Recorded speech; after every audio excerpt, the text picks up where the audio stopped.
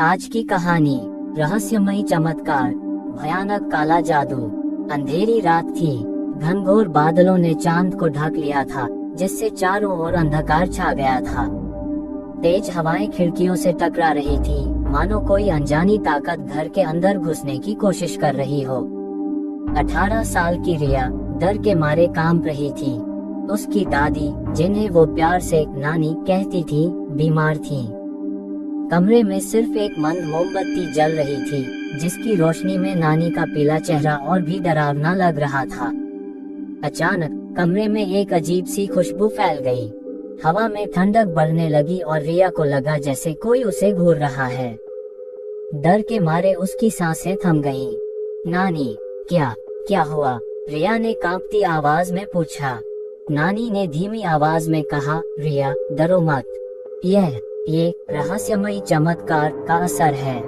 नानी ने रिया को बताया कि रहस्यमयी चमत्कार एक प्राचीन कला जादू की कला थी, जो पीढ़ी दर पीढ़ी उनके परिवार में चली आ रही थी। ये कला अद्भुत शक्तियां देती थी, लेकिन इसके खतरनाक परिणाम भी थे। नानी ने रिया को एक पुरानी किताब दी, जिसमें रहस्यमयी चमत्कार के मंत्र लिखे थे। उन्होंने समझाया कि इस कला का इस्तेमाल सिर्फ अच्छे कामों के लिए ही किया जा सकता है, वरना। उस समय कमरे का तापमान अचानक बढ़ गया और हवा में बिजली की तरह चमक दौड़ने लगी। डर के मारे रिया की आंखें बंद हो गईं। जब उसके आंखें खोलकर देखा, तो कमरे का नजारा पूरी तरह बदल चुका था। नानी गायब थी और उनकी जगह एक भयानक राक्षस खड़ा था। राक्षस ने रिया पर हमला करने की कोशिश की, लेकिन रिया ने रहस्यमयी चमत्कार की शक्तियों का इस्तेमाल करते हुए उसे रोक दिया। डर और गुस्से से रिया का चेहरा लाल हो गया था। उसने नानी को ढूंढने का फैसला किया। रहस्यमयी चमत्कार की किताब उसे एक गुप्त तहखाने में ले गई, जहां रिया ने एक भयानक सच का खुलासा किया। ये रहस्यमयी चमत्कार कोई जादू कला नहीं थी, बल्कि एक अभिशाप था। जो कोई भी इसकी शक्तियों का इस्तेमाल करता, वो धीरे धीरे राक्षस में बदल जाता। रिया को एहसास हुआ कि नानी ने उसे यह कला इसलिए सिखाई थी ताकि वो इस अभिशाप को तोड़ सके। किताब में एक मंत्र था, जो इस अभिशाप को हमेशा के लिए खत्म कर सकता था।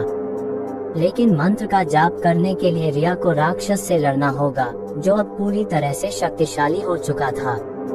एक भयानक लड़ाई के बाद रिया ने राक्षस को हरा दिया। उसने मंत्र का जाप किया और रहस्यमयी चमत्कार का अभिशाप हमेशा के लिए टूट गया। सुबह होने पर नानी वापस आ गईं। वो पूरी तरह स्वस्थ थीं। रिया ने उन्हें सब कुछ बताया और नानी ने उसे गले लगा लिया। उस दिन से रिया ने रहस्यमयी चमत्कार को हमेशा के लिए भूलने का फैसला किया।